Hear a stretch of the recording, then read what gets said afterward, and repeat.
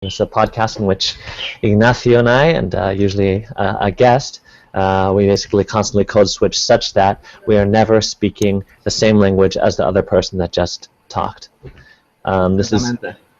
this is Ignacio, and today our subject is long-term bilingualism. So we're going to talk a little bit about our experiences, how it is that we became bilingual, and Ignacio's kind of going to lead the cruise on this one. Ok, bueno, cuando decimos bilingüismo, digamos, ser bilingüe por un largo tiempo, ¿no? Lo que estamos diciendo es, ¿qué pasa cuando estás con un idioma durante mucho tiempo, durante varios años, y sentís que se mete cada vez más en tu cabeza hasta que te sentís casi como un nativo? No exactamente, pero casi, ¿no? Y en cierta forma deja de ser tu lengua extranjera para ser como tu otra lengua materna. Bueno, en mi caso con el inglés estoy ¿hace cuánto? Yo empecé con las clases a los 8 años y ahora tengo 31. Y empecé a usarlo por mi cuenta fuera de la clase más o menos a los 12 años. Entonces ya llevo como, ¿cuánto sería? Casi 20 años. ¿no? 20 años, wow. Casi 20 años. Y desde los 15, 16 es algo diario, ¿no? De todos los días, o prácticamente todos los días. Y ahora estoy viviendo en Estados Unidos desde hace más o menos 2 años. ¿no? So then, when do you think you felt like, okay, I'm a bilingual? Well, first, okay, before you're bilingual, right? You feel that you're fluent. So when was the moment that you felt fluent in English? Es una buena pregunta. Yo te diría que me sentí que hablaba con fluidez quizás a los 16 años. Okay, so pretty soon. Sí, pero no era exactamente, digamos, uno tiene como diferentes como momentos evaluativos, ¿no? Of course. So let me tell you, like at first, like what I would do was like I was watching The Simpsons, and I was watching them through SAP. You know, when you have the other audio track. So I got the original audio track in English. And I realized that I could understand it. That was one of the moments where I don't need subtitles to watch The Simpsons. I understand like 95%. I get almost every joke. It's funny. It's funnier in English than in Spanish. So this is something, right? Something is really clicking because like it's funny immediately. I don't have to think about it. El humor entonces es un buen indicador de haber pillado bien la lengua. Yeah, being funny and being funny in another language is a big thing. Like for me, it's a big. For me, it's like kind of like a pinnacle moment when you can make a joke and it's funny. Seguro. And you can make it, especially if you can make it on the fly. Like if you don't have to like think about it for 5 minutes. If you can make a joke in the other language and natives think it's funny, that's a biggie right there.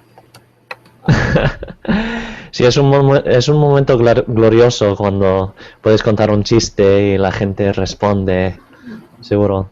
En mi caso, hombre, la misma cosa con Los Simpson. Yo en un momento estaba viendo Los Simpson en español y me di cuenta, esto me está gustando y lo entiendo. Y en ese momento pensé, vamos, pa' chulo yo. Yeah, I think The Simpsons are like the greatest language learning tool to ever been made. Because, well, I mean, we might have touched on this before, but I love comedy because comedy is predictable. And comedy is endearing and comedy is fun to watch. And that's just the perfect kind of resource because you'll never get tired of it. And you'll always understand it because you know the characters to begin with. Yeah, one thing that I'm trying to do with The Simpsons, I want to get the Brazilian Portuguese Simpsons and try and watch that because I think that would be a great resource. You learn a ton of vocabulary because these are all episodes that like you grew up with and are so ingrained that you just hear it one time in the other language and it's like, all right, I know this word because I've watched this episode a million times. Sí, sí, sí, digamos, es excelente. Excelente. Es algo que como que se conecta con el reptile brain inmediatamente. No, inmediatamente, sin filtros. Ok, esa es otra cosa. El segundo momento fue cuando empecé a hablar con gente por internet a través del chat diariamente, ¿no? O sea, pero con audio y vídeo o No. simplemente. Antes de todo esto, antes de Yahoo Voice, esto es muy, digamos, no soy tan viejo, pero digamos, yo crecí con esta tecnología. En esa época ya existía hablar por voz, pero se usaba muy poco, no era como hoy que todo el mundo tiene Skype. Uh-huh.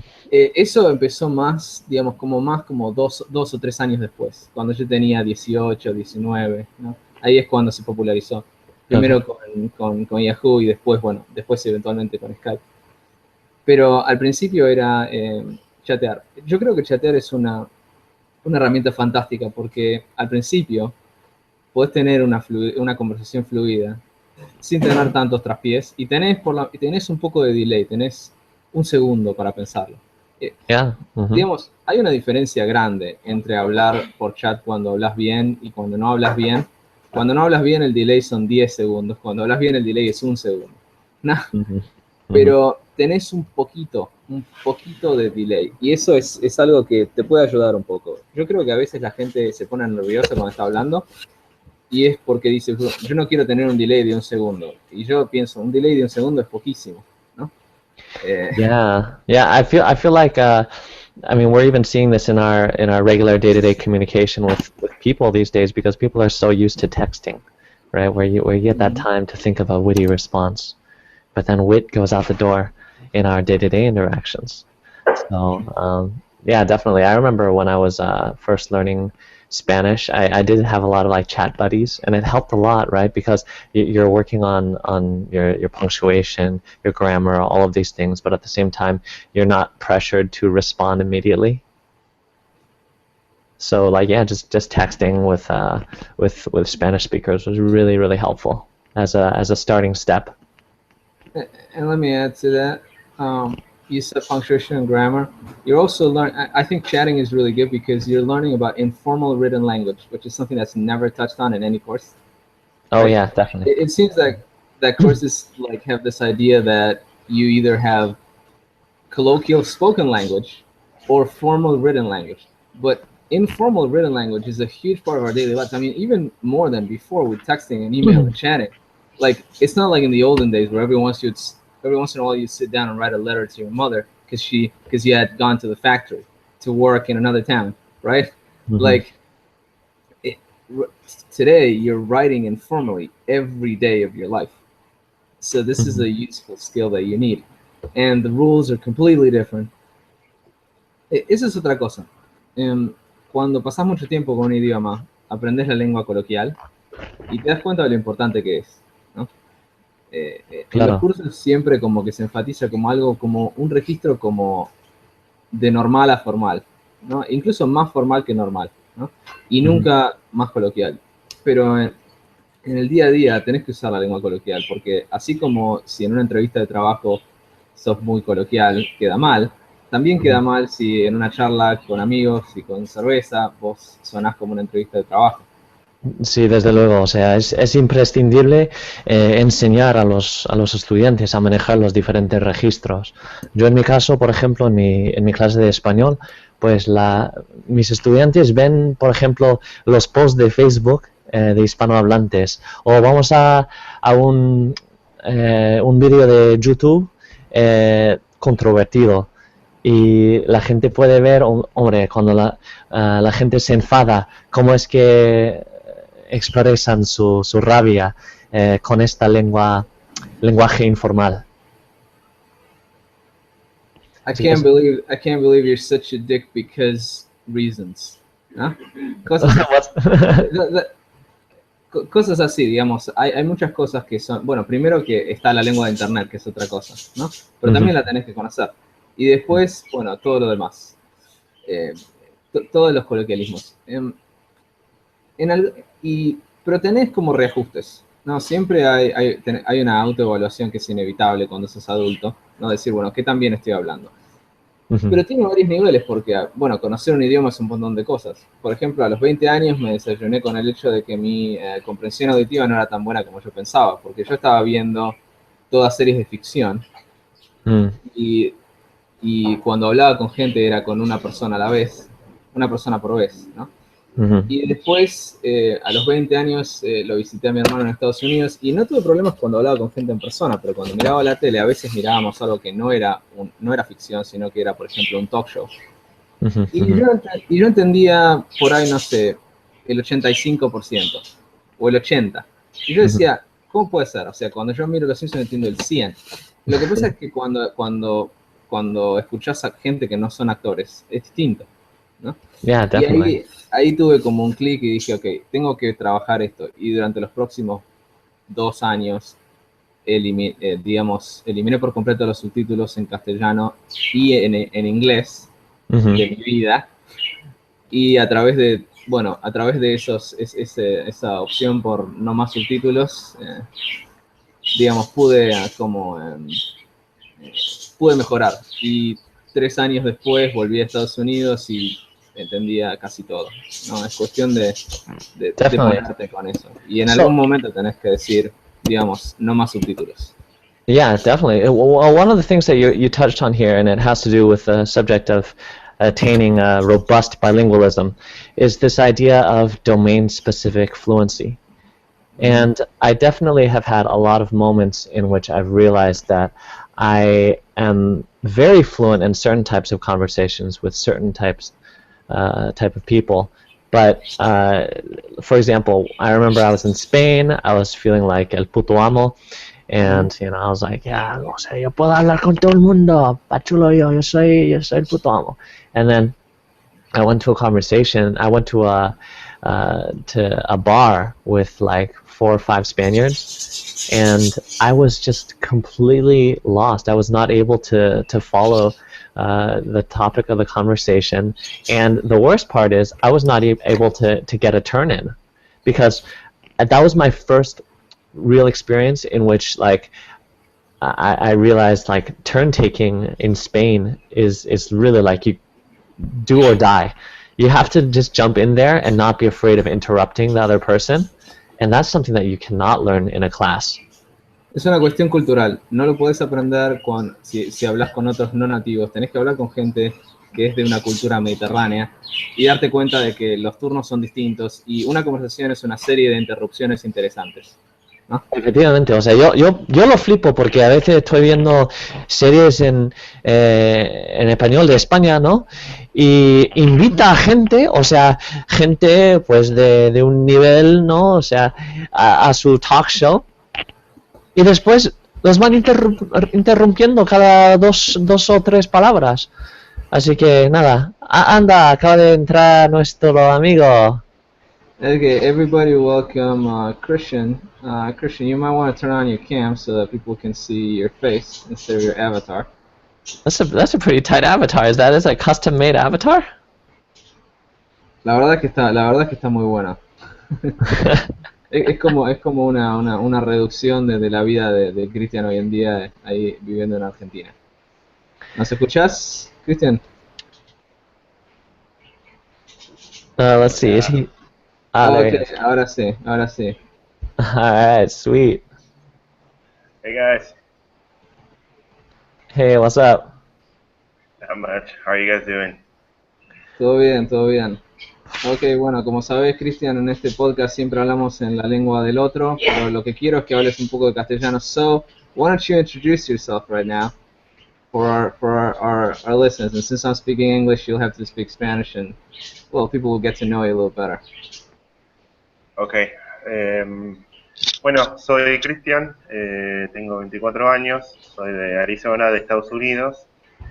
Nada, me encuentro actualmente viviendo en Buenos Aires, en Argentina, y bueno, nada. Wait, so how long you been living in Argentina, in Buenos Aires? Yo ahora hace tres años, sí, casi 3 años. que estoy viviendo acá.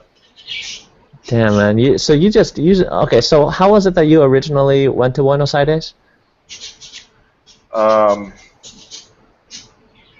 Originalmente yo estaba estudiando en la facultad y nada, estuve un semestre en Barcelona y estuve mirando la página de ESU y me enteré de que ellos tenían mi programa todo online, así que nada, llamé a la counselor y le dije que me cambie a ese programa para poderlo hacer online y nada, cuando había vuelto a Arizona estuve un mes allá y después vine para acá, o sea, era por mi cuenta.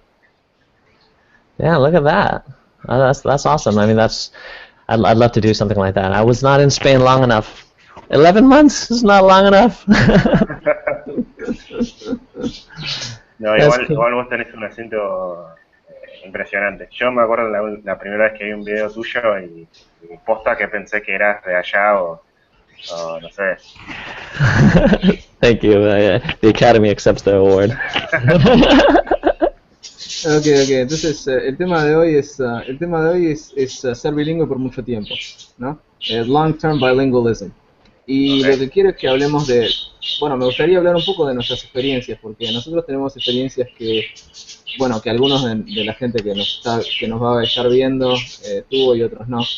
Y creo que cuando sos bilingüe por mucho tiempo te pasan cosas raras en el bocho.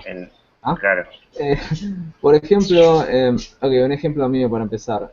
Yo tengo más errores de ortografía en inglés ahora que cuando empecé. Okay. Porque ahora cuando estoy escribiendo, estoy conectando directamente con el sonido de las palabras.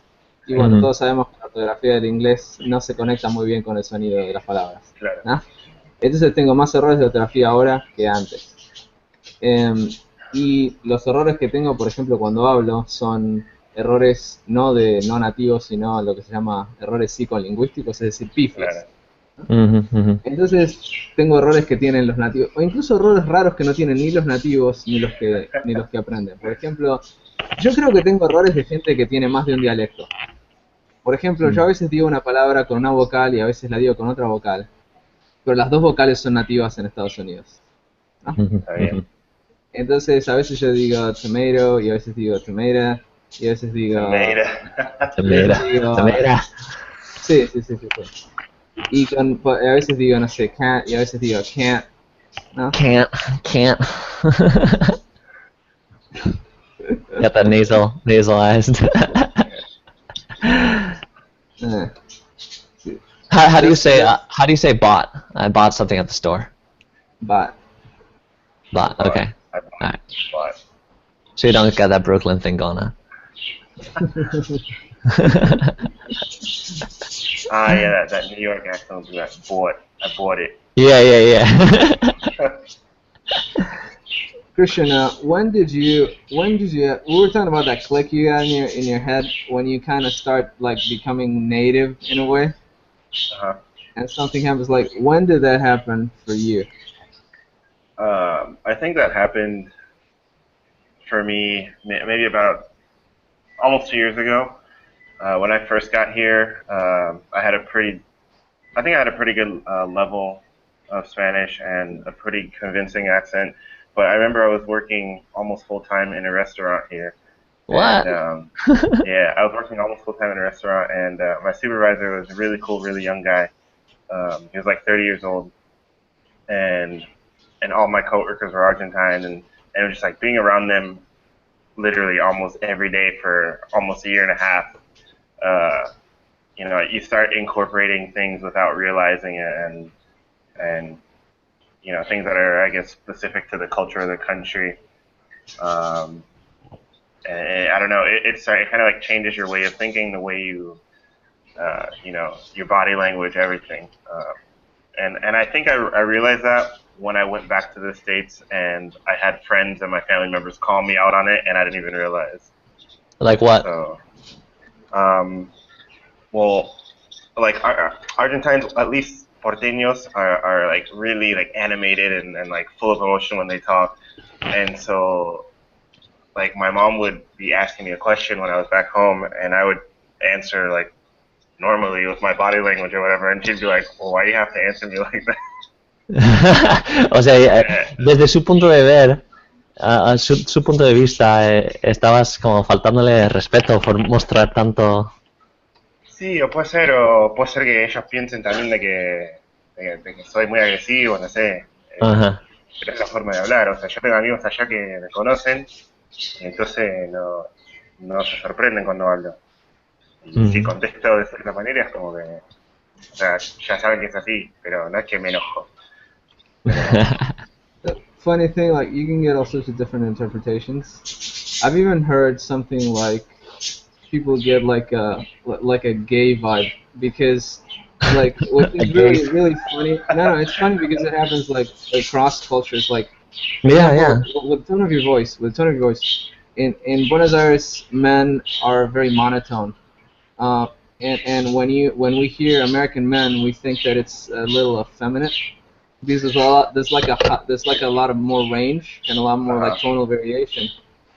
And then of course, after a while you get over it, but it's like an initial impression, like these guys talk like women is the first idea you get. But the funny thing is that I didn't know that it happened in reverse. Like, I've heard somebody told me, like, you move your hands so much, I thought you were gay, and I'm like, haven't you ever met an Italian? Like, this is the way that it is.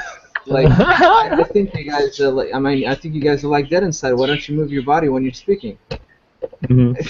That's hilarious. Yeah, it definitely happens. Like I feel like I said, my family members, when I go back home, they're always telling me that I use my hands a lot, and like I'm always like, I don't know, like, someone asks you a question here, and you're like, "Yo qué sé, like stuff like that." Do people really do this? Yeah, people do this, and like, they'll, I don't know, like, you'll be with a group of friends, and like somebody will come out of nowhere, and you'll be like, "It's quién es?" So it's really, I don't know. It's like I said, I think it's, they're just cultural nuances that after being around a set group of people for such a long amount of time, you don't even realize that you start like incorporating, all the little details. ¿A ustedes les ha pasado que cuando vuelven a su país tienen shock cultural al revés?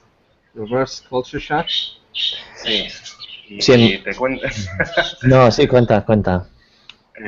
Bueno, yo el año pasado estuve un mes en Arizona. Sí, un mes, y después me fui una semana a Seattle y después a Nueva York. Y nada, yo me había juntado con una amiga allá en Seattle, que la familia es de acá, de Argentina, y me fueron a buscar a la terminal de los micros. Y a la vuelta me hicieron el aguante en la parada, y ahí viene pasando el bondi. Y yo me paro en medio de la calle, como hago acá en Buenos Aires, y hago así para frenarlo. No me había dado cuenta. Era el chabón, o sea, el papá de la mina me mira y me dice, "Flaco, ¿cómo se nota que hace 1000 años que no vivís acá?" Claro, por ellos se fueron allá en el 2001. Entonces ya están reacostumbrados. Pero yo, o sea, era automático. That is so funny because the same exact thing happened to me, and my girlfriend still thinks this is the funniest thing in the world. O sea, espera, porque tengo que admitir que yo no me he enterado de la misa a la mitad. Porque Cristian me parece que tiene un acento argentino más fuerte que el argentino. No, the thing is that Christian sounds his age, whereas I don't, because I have an accent that is closer to my parents, even though I have like an accent that's like in between regions and generations. And also, Okay. you know where are me, you from, and you don't know. No, my parents are there. Oh, From okay. there. Entonces, mi hermana, por ejemplo, es casi como bidialectal y cuando está hablando, puede estar hablando conmigo y habla porteño y después la llama a mi vieja y ella me dice, por ejemplo, mi hermana me dice, bueno, y las otras veces que hiciste. Y después atiende, hola mamá, no, sí, estamos acá con los otros, ¿no? Los osos. Bueno, es una diferencia muy chiquita, pero hay una diferencia entre los rosarinos y los porteños y ella la tiene. Yo nací en Buenos Aires. Otra cosa que te pasa cuando te mudás de país es que ya no sabes qué es acá ni allá. Yo no te puedo contar la cantidad de veces que yo quería decir Argentina y dije Estados Unidos, o quería decir Estados Unidos y dije Argentina. Y Ajá. estando acá yo dije allá y quiero decir Estados Unidos, o digo acá y quiero decir Argentina, porque lo llevas adentro, ¿no? Al país. Y Ujú. eso, bueno, eso es algo que me parece que es interesante porque, ok, primero la anécdota. And my girlfriend still remembers this and still thinks it's the funniest thing in the world. She brings it up about once a month and she has a big laugh about it. ¿La qué? I was in San Francisco, first time here, first time I met her, and the Muni bus was coming, and I flag it down like this, right? And she Eh, looks at me like I should be put in a mental institution because you don't flag buses down; they stop when they see you. But in Buenos Aires, if you don't flag the bus doesn't stop because maybe you're waiting for a different bus, and they're not gonna stop if they don't have to because they're in a big hurry and they don't give a damn. ujú. Basically. Hey, So Ignacio, anyway, can yeah. you put those parakeets in another room? Uh, Can they, let's see. What can I do about that? or cover their cage? They'll go right to sleep. Uh, give me I'm a sorry, second. they're driving me Yeah, crazy. you guys keep it going, and I'll be right back. And I'm a Okay. parrot owner. Okay, ya vuelvo. Oh yeah, I did your parrot in a bunch of your older videos. Yeah, let me grab him. Yeah. I'll be right back. It's a great parrot, right? Yeah, I'll be right back. I'll grab him.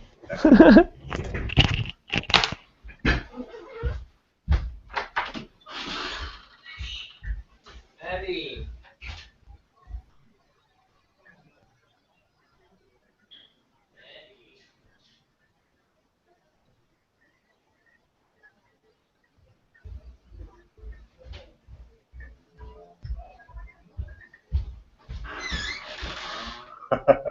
There he is. Yeah, I think one of the first videos that I saw that you did was a video you did maybe about 5 years ago.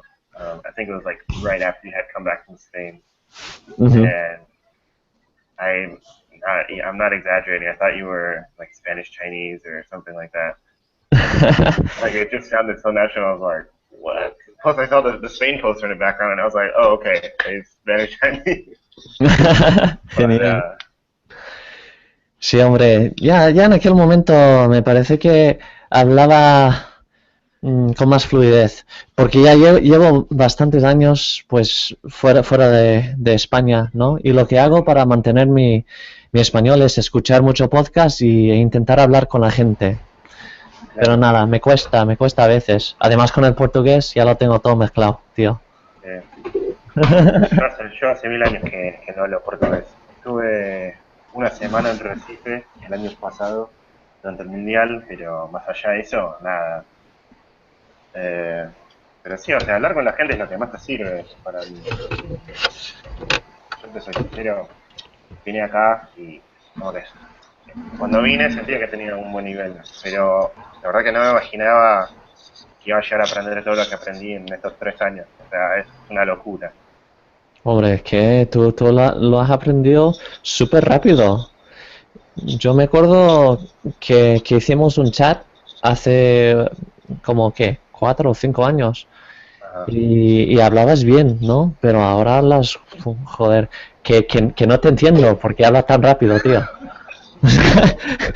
Te lo juro, o sea, entiendo mejor a Ignacio, sé que son dos acentos diferentes porque Ignacio tampoco tiene, bueno, tiene el acento de los, o sea, los abuelitos de cebolla. It's not that different really. What you're saying here is that like I think how can I put it? I think Christian is more culturally porteño than I am. To be perfectly honest with you, and also I've been here for a while, and I think the main difference is that even though like we're friends and we have a friendly relationship, and you're not like my client or anything, there's something that kind of sticks when you've taught class for a very long time. and you kind of go down in your speed a little. It's just a natural thing. Yeah. And but if I talk to my friends that I've known since I was a teenager or my family, like if you, Daniel, if you were in the room and I was talking to my parents, Oh God, forget it. you would not understand everything. I mean, not at first. It would take you like a whole day, I think, to get used to it. Yeah, Yeah.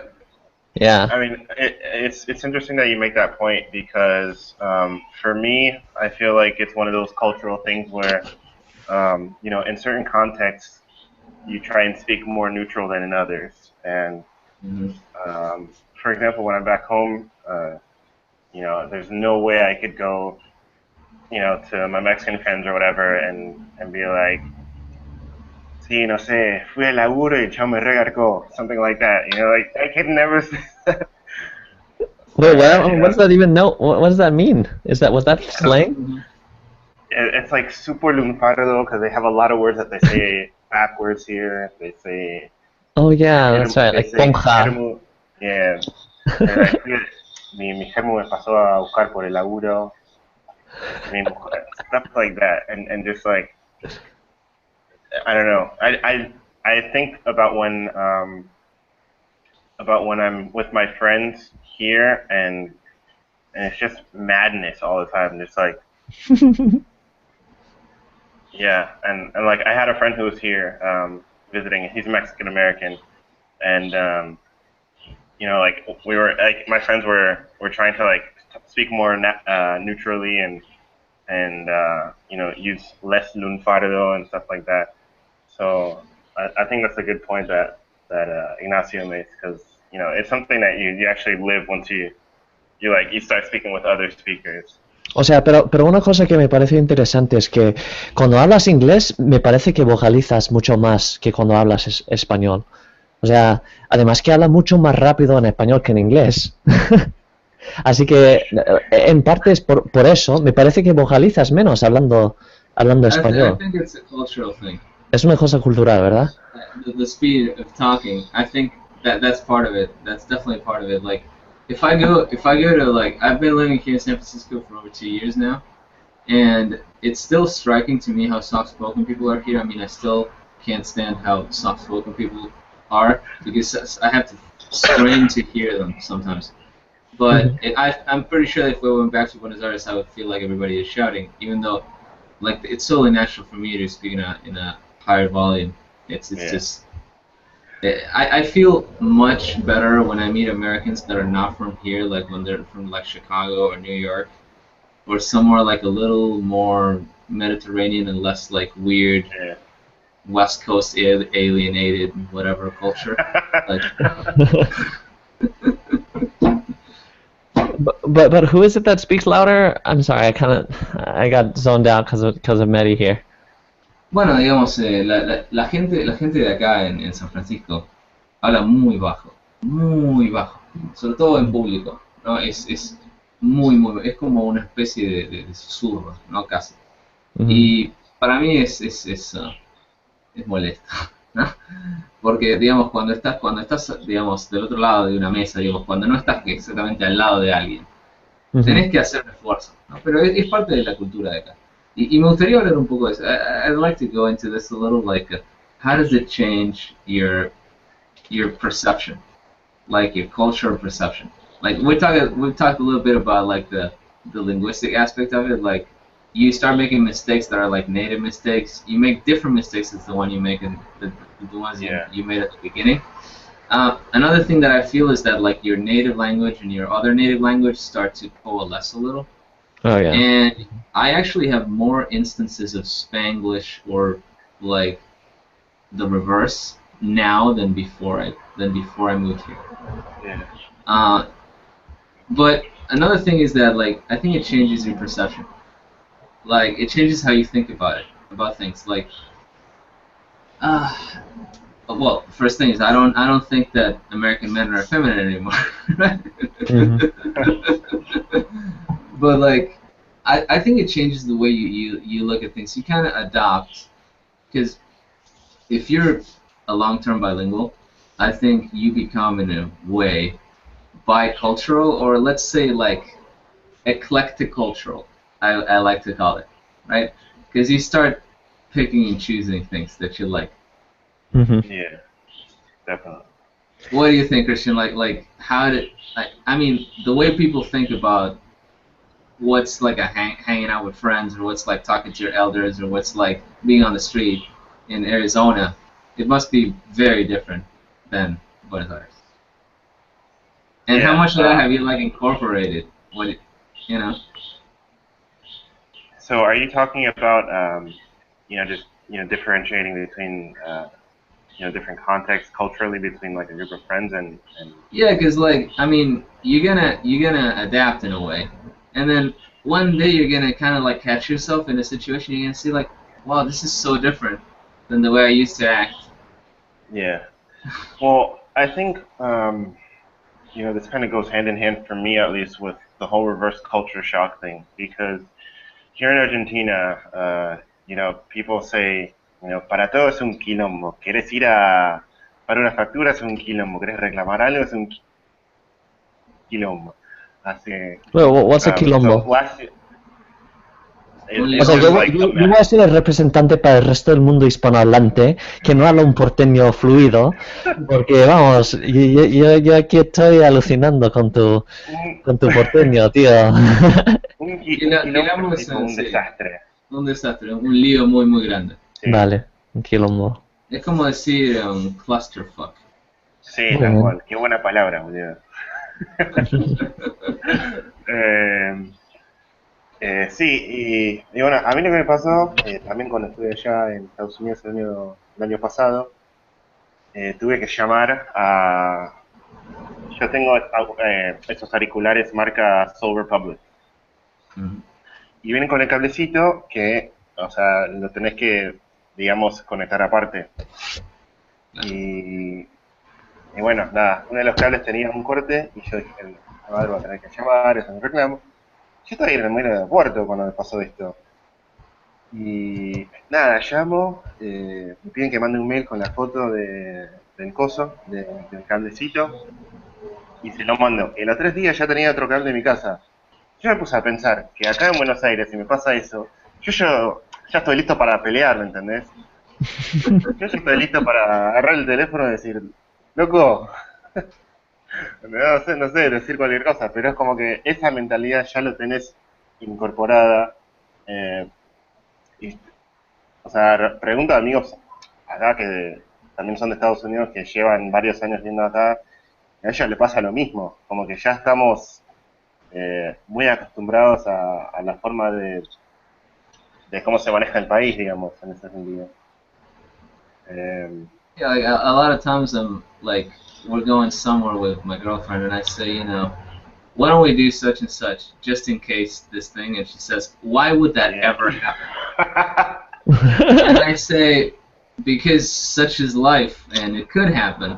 So we should be prepared. And she always says, there's no way that could ever happen to anybody ever. It's the subjunctive. You're influenced by the Spanish subjunctive. You see, we Yeah. don't have a Oh, subjunctive, so we're less trapped in the world of what could happen. That is, we no longer use the subjunctive as often. yeah. I have another, touching back on that point, Ignacio, that you were making, where you said that, like in long-term bilingualism, you start to make errors that the natives make. And I remember I used to be, uh, you know, a huge perfectionist with my grammar and stuff. Yeah, I remember. Um, This yeah, this this I, fool, I, he I used he to be he'd like huge go to the perfectionist. forums, post shit, and reply and And everything.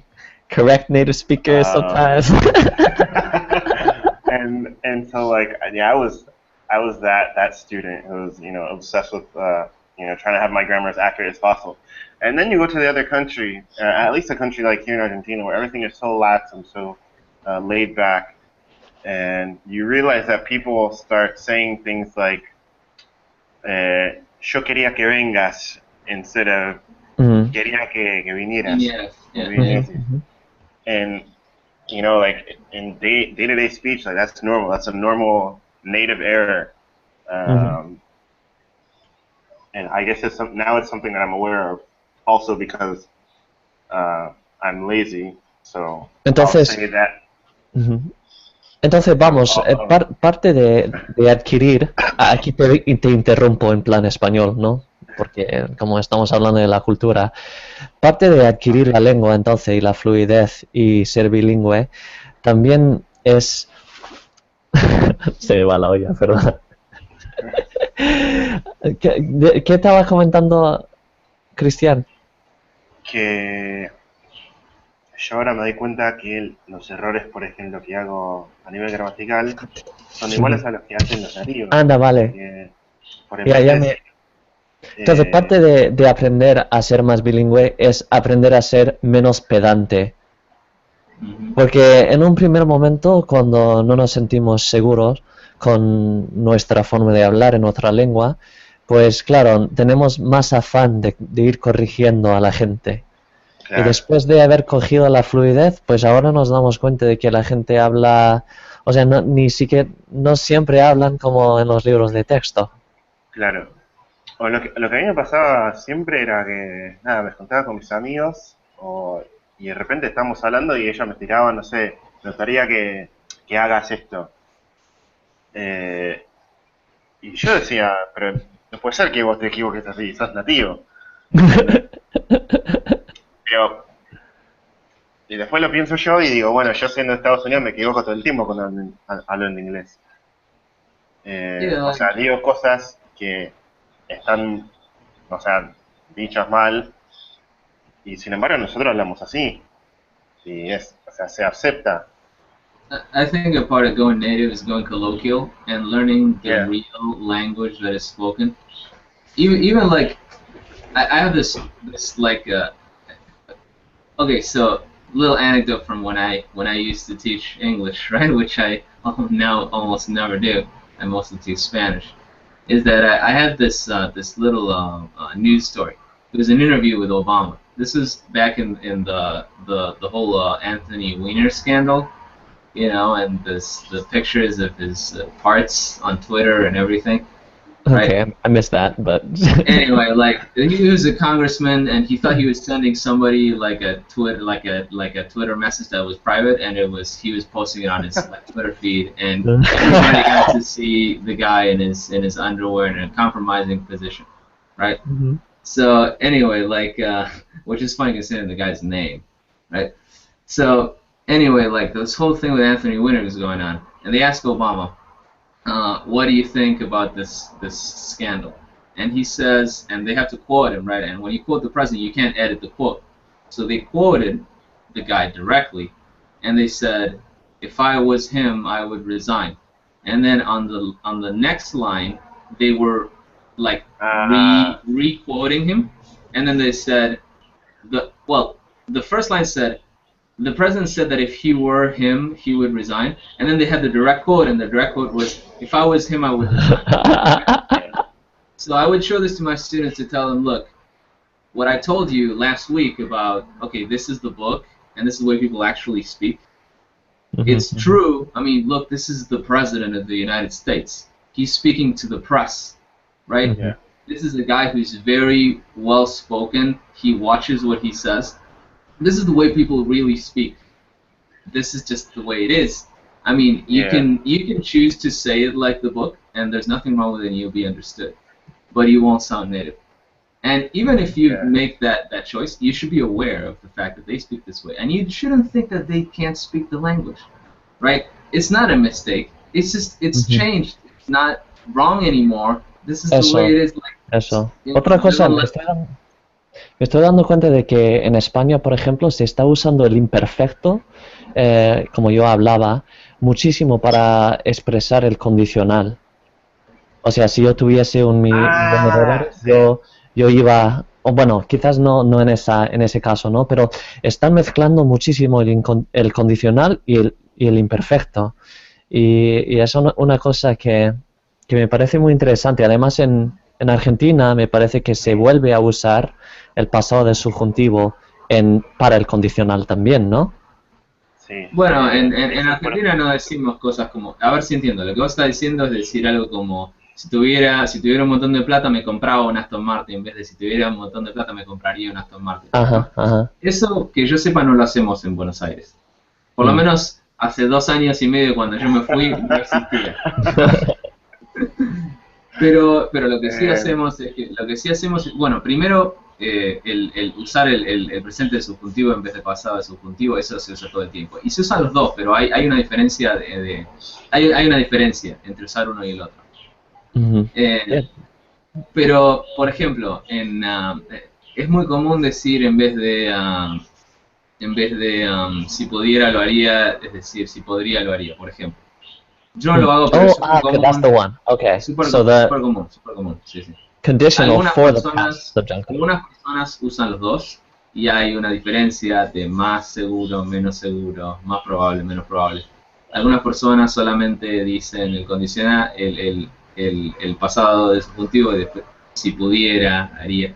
Y otras personas siempre dicen si podría, haría. ¿No? Entonces es como un cambio en marcha ahora.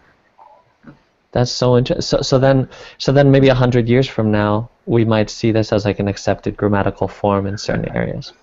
Sí, se va a convertir como en una cuestión regional, ¿no? Así como seguramente lo de España. Although in Spain they'll probably it'll probably take less time for them to accept it because it's what they do. Exactly.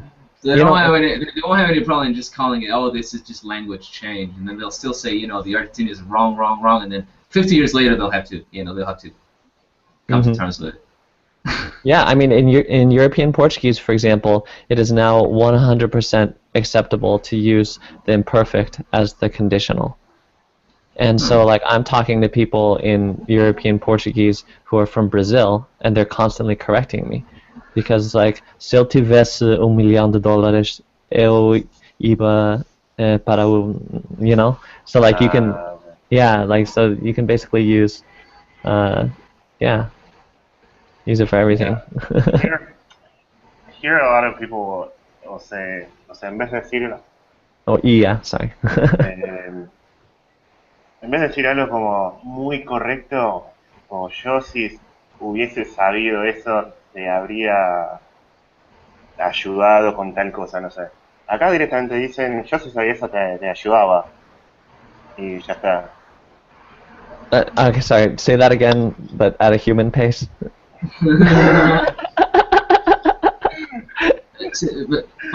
La perlita acá es que Cristian está hablando en velocidad normal.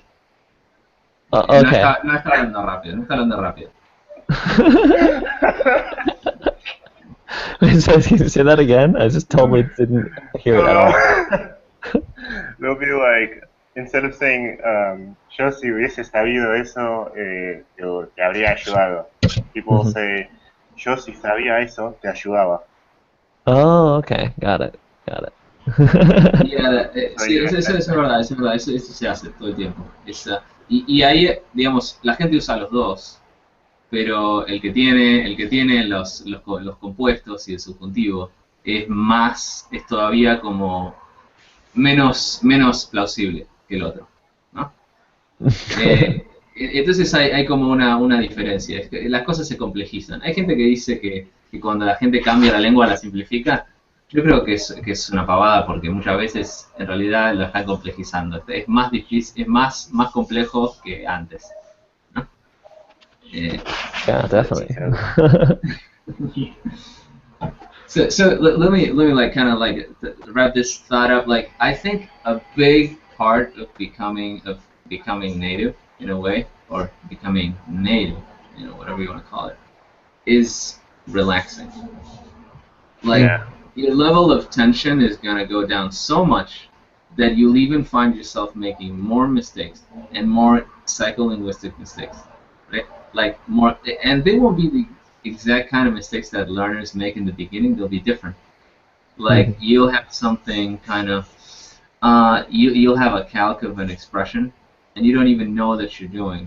And it won't be like a very common one because those you already know how to say. And also, it depends on what you're talking about.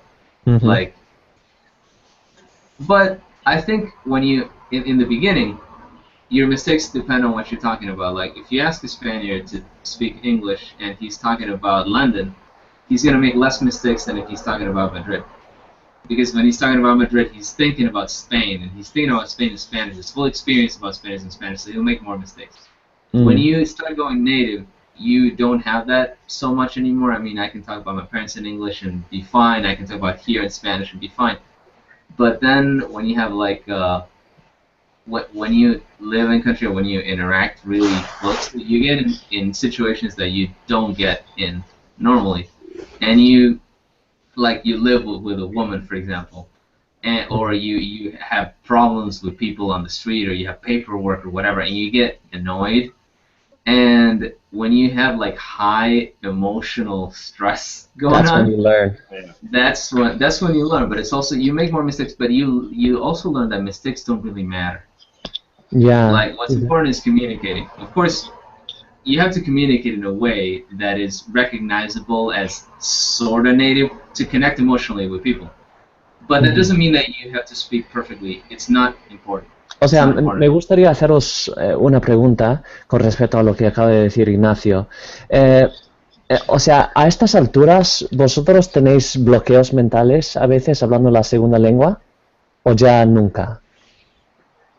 I only have, in my case, I only have blocks when it's about a topic that's bothering me immensely. It doesn't have to do with the situation. It has to do with the topic.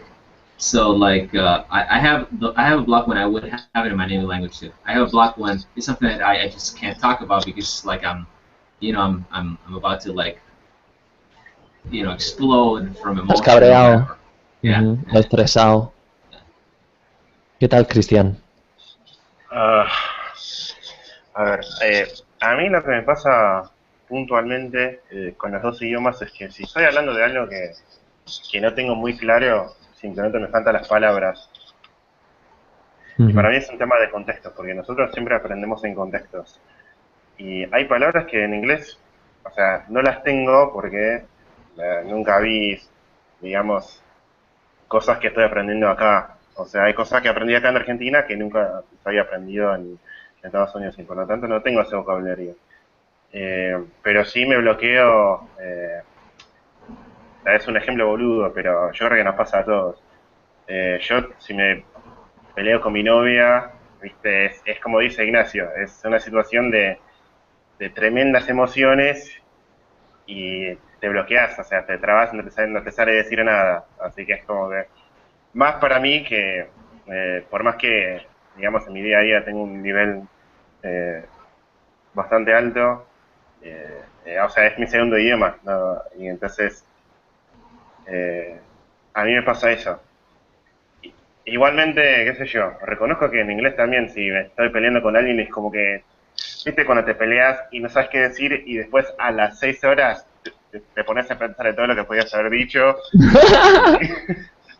Pero bueno, qué sé yo. And then you tell it to the shower wall instead of the guy. Sí, tal cual.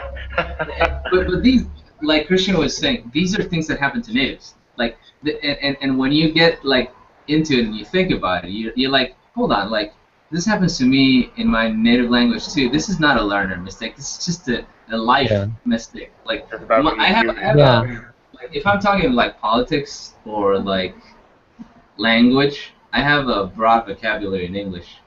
When it comes to linguistics, it's even sometimes better than in Spanish because I've read more in English about the topic than in Spanish.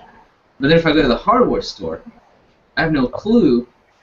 But then I think about it like, this happens to me in Spanish too. I mean, maybe not with the hardware store, but if I have to look for a tool that my dad never had at home, then I still don't know the word. This is just normal. I mean, there are so many natives that have the same hardware store problem because they just don't know what the thing is. Like, and you have to tell the guy, tenés el cosito ese que tenés que hacer así, y viste, exactly, yeah. Y tenés que parar por una cosa, esta cosa. Y el tipo te dice arandela, y ahí, ok, está bien, una arandela. Definitely. Like part of it is learning how to navigate breakdowns in knowledge, like or gaps in knowledge. So being bilingual, you kind of also learn to be more forgiving with yourself and say, hey, you know, this might be something that a native speaker wouldn't know either.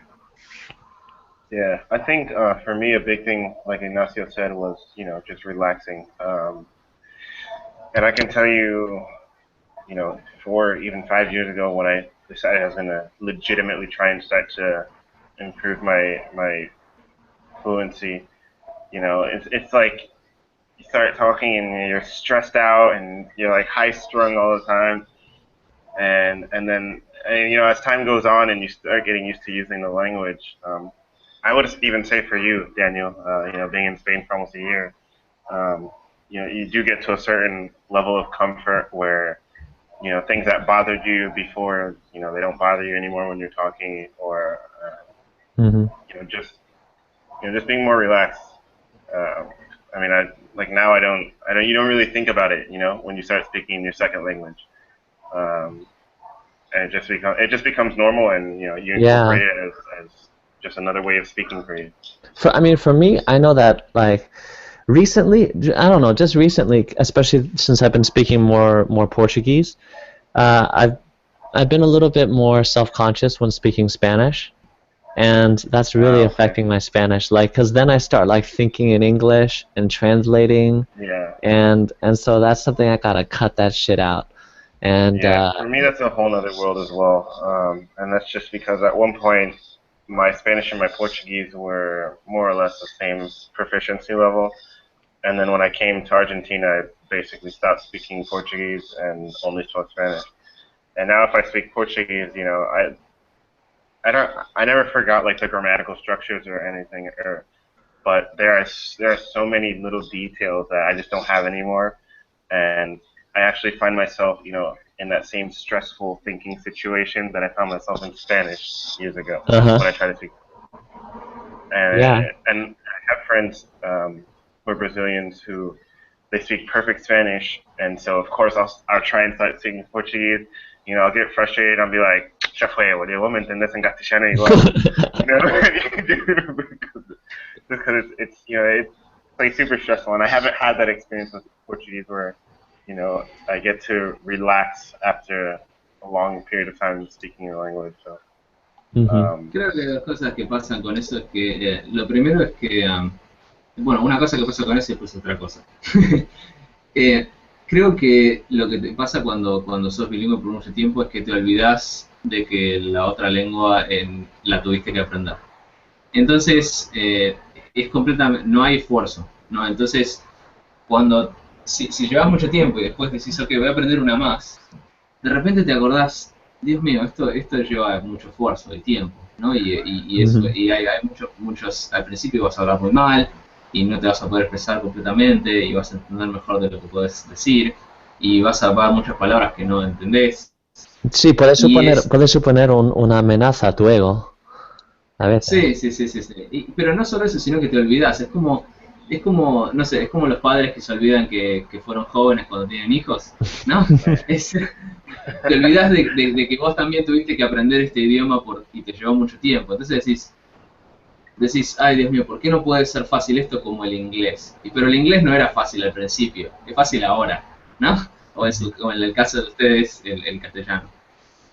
Otra cosa que me pasa es que hay algunas cosas que no son iguales con el idioma nativo, incluso cuando llevas muchísimo tiempo. Y no sé si esto es psicológico o no, y quiero preguntarles si les pasa a ustedes también.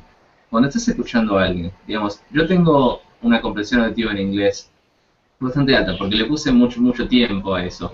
Incluso entiendo acentos que a algunos nativos les cuestan. Por ejemplo, cuando vemos Game of Thrones con Ana, yo no necesito los subtítulos en inglés y ella sí, ¿no? Ahora, hay algo distinto que a ella no le pasa y a mí sí, que es que cuando hay mucho ruido en la señal, ¿no? Cuando very high noise to signal ratio, para mí es más difícil procesar que para ella, ¿no? Porque en tu idioma nativo tenés como un sistema como de corrección que puede faltar el 50% de la información y vas a entender igual.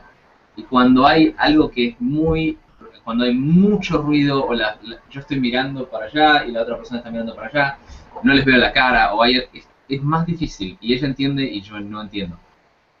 Well, I think our sample size might not be large enough to make any firm statements on this. I Sí, don't pero know. quiero saber lo que les pasa a ustedes, nada más por curiosidad. Well, Además, no es muy común que haya tres, digamos, bilingües como nosotros well, juntos. yeah. So I'd say in general, my attention span is shorter, but that's a product of the digital age we live in. So it's hard for me to keep track of, like, if there's a lot of like noise. It is definitely harder for me to like, you saw me get completely distracted earlier. But I'm not sure if that's because I'm bilingual. I'd like to say so because it sounds really nice, but no, it's probably just because I'm using my iPhone too much. I get distracted really easily these days, guys. I gotta cut that out. What about you, Christian? I would say in my case, um, I I don't know. I think I have a pretty decent attention span in Spanish, and I, obviously this is probably going to really sound really biased, but um, like you say, Daniel, like Argentinians, that when you first hear them, like it sounds like they're literally speaking a million miles an hour, Mm. especially porteños. And so it's something that you have to work at. You have to make an effort to pay attention, because like even if people are modulating very clearly at first, you literally everything just goes over your head and you don't understand anything. Yo And I have friends. creo que es una cuestión de entonación. Yeah, A lo and mejor. I have friends who speak so fast that it's like they don't even breathe. I And believe you. like having met them now, having been here almost 3 years later, had I have met that person when I first got here, there's no way, impossible. I would have never been able to understand a word he said. But little. Speaking about, o sea, hablando del tema del bilingüismo, me parece interesante porque también nos podemos dar recomendaciones. O sea, también podemos pensar que otra parte de ser bilingüe es saber manejar y saber entender varios dialectos, ¿no? Así que ahora que estoy conversando con vosotros, me doy cuenta de que ahí tengo un hueco en mi español y quizás debería yo escuchar más podcasts de Buenos Aires, de porteños, ¿no? Y esto te da, o sea, te motiva también, ¿no? Porque te das cuenta, joder, hay toda una variedad de hablantes que no entiendo, o sea, que me cuesta entender, ¿no? Y nada, pues ahora, después de esto, me vais a tener que enviar algunos podcasts de Argentina, porque me doy cuenta de que Ignacio nos representa bien, porque él enseña lenguas y habla, o sea, y aquí Cristian hablando como los jóvenes, ¿verdad? En el bar donde trabaja. Well, I O sea, think O if sea, we, yeah. a mí igual me dicen que tengo un acento más de barrio. No sé, I don't know how accurate that is. no, I didn't say de barrio. I said No. I del think bar. I think that's Yo totally. estoy diciendo. I think that's Oh, okay. totally accurate. I think Oh, that's really? totally accurate. I think that's totally accurate. Like, this is a compliment, Christian. You know this is a compliment, right? Okay, but he sounds a lot more his age, and a lot more. I don't know how to say this, but let's just say de la calle, right? Yeah. Mm-hmm. And there's no negative connotation here. There's no negative. You know what I'm saying? These You are know two what I'm saying, linguists, so we don't You know what I'm make saying? those You types know of what I'm saying? judgments. No. But he knows what I mean by this. He knows what I mean. Es de barrio, right? Y eso significa que cuando vos hablas, estás hablando de la forma que habla la gente de tu edad, que creció en los barrios tradicionales de Buenos Aires, Flores, Mataderos, etcétera, ¿no? No tenés un acento de barrio norte. Yo tampoco, Por eso. pero, tu acento es más como un flaco de ahí, de Flores, que el mío. Porque yo tengo como una especie de cosa como dialectal. Y para mí es una cuestión identitaria, entonces yo como que no me adapté del todo cuando estaba en la escuela y es como que siempre tuve una diferencia pequeña que me gustaba tener. Pero Y la gente que no conoce de esto, ellos escuchan ye, y piensan, vos sos un cheto, ¿dónde vivís? ¿No? Pero el hecho es que la Y que tengo yo no es como la de los chetos de la UCA, la suya es distinta, yo oigo la diferencia, pero la gente que no conoce, Claro, sí, no tal la cual. oye. You know, one thing, like not speaking fluent Argentinian Spanish, it's easier for me to recognize je as the consonant than it is for me to recognize sh. And that's kind of interesting. Like it's easier for me to hear Ignacio's je than it is for me to hear the sh, because the sh kind of like it kind of blends in more to the flow of the conversation, and so it's harder for me to capture that as, oh, okay, that's the y sound. Yeah. I think if Because there's the something show's here closer that, to yeah. the I think. Yeah, probably that's why. Creo que hay una cuestión acá, y la cuestión es, Daniel, es que nosotros tuvimos una amistad bilingüe desde el principio. Y si vos me escuchás a mí hablando con mis amigos de Argentina, que los conozco desde que tengo 8 años, o desde que tengo 13, vas a ver que mi forma de hablar es más parecida a la de Cristian. Y Sí, por otro lado yeah. es una cuestión de entonación también. Creo que la entonación de Cristian es, ¿cómo decirlo? Es más, sí, es más de barrio. Y además es más coloquial. Y eso es lo que él hace, ¿no? Digamos, yo tengo como un montón de formas de hablar porteño y las voy modificando. ¿No? Y no sé, Sí, probablemente en unos años Cristian es como que tenga como un rango un poco más, ¿no?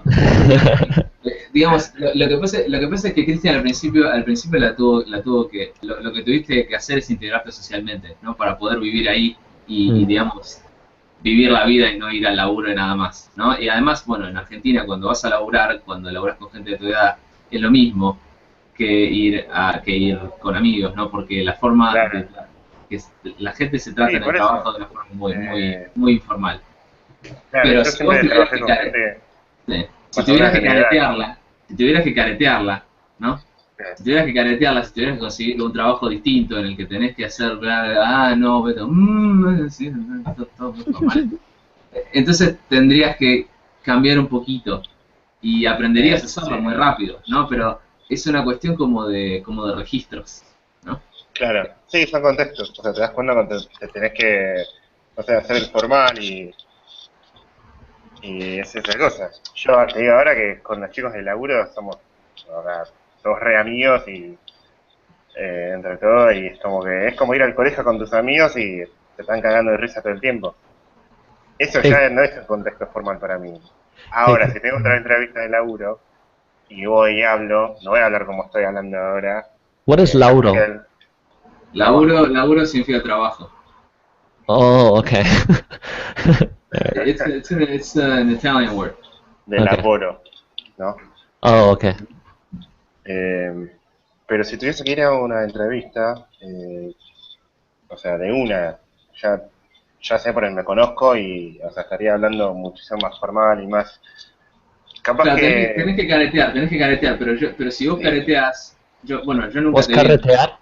Caretear es viene de put on careta. a face, ¿no? It's like Oh, Careta, front. okay, máscara. got it. Ok. Si tenés que caretear, yo nunca te vi en una situación así. Yo no sé qué tan porteña es tu careta, ¿entendés? Está bien. And this is what we were talking about with Daniel about like different kinds of fluency, right? Like different context thing.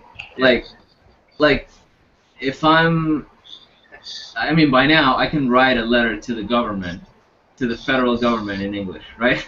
But in the beginning I had no clue how to do such a thing, right? And like the kinds of like things I think it's something that happens to me in English sometimes because I take pride in speaking English colloquially, right? Yeah.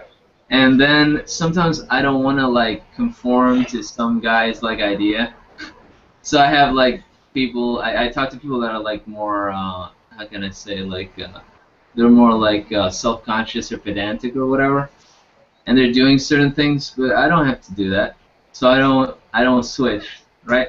And I switch when I feel like I have to, and I do my own kind of switching, right? Mm-hmm. So it's kind of like there's different levels to this. It's nunca terminas de aprender. Siempre hay algo Definitely. más. O sea, yo por ejemplo, cuando estoy con mis amigos y estoy muy a gusto, me gusta hablar más andaluz. Y nada, hasta, no sé, o sea, últimamente me está gustando mucho más el acento andaluz porque me puedo relajar, puedo hablar un poco más rápido. El problema es que no puedo procesar tan rápido, así que no puedo hablar de temas tan formales cuando estoy hablando andaluz. No sé, en mi mente hay un bloqueo, ¿no? Es que eso es un tema muy importante para mí. Yo tengo cierta manera de hablar cuando estoy más relajado con mis amigos, que cuando estoy eh, hablando con, no sé, los padres de un amigo que conozco por primera vez. Ujú. Yo cuando hablo con mis amigos me como todas las heces, ¿entendés? O sea, es una forma muy, digamos, vaga de hablar. eh, Ujú. pero, o sea, me siento relajado. Si me tengo que poner a, no sé, hablar en un contexto muy formal, es como que, ¿Qué haces que no sé, contar? ¿Qué haces que contar? ¿Cuánto sale? ¿10 pesos? ¿20 ¿viste? pesos? ¿Cuánto es? ¿Viste? O sí, no sé, estamos jodiendo con mi amigo y digo, ¿y vos quién sos, flaco? ¿Qué te pensás que es? Ese tipo de cosas. ¿Entendés? Eh, pero sí, son, eh, Salí de acá, ¿quién te invitó? ¿viste? Tal cual. No tengo ni puta Eh, idea. pero respecto a lo que dijiste, Daniel, me parece buenísimo que a vos te guste viste, hablar en un acento que más te resulta cómodo.